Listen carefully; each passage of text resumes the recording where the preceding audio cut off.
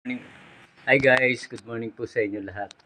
Ito guys, gumagawa kami ng gantong balon. No? Yan, dinosaur. Nag-inflate po kami niyan. Ito, number 2. May number 2 din. And number 3. Tapos meron ding rubber balloons. Ito, latex balloon. Kung gusto nyo magpagawa sa amin, kung meron kayong sariling balloons, nag-inflate po kami, nagsa-service po kami niyan.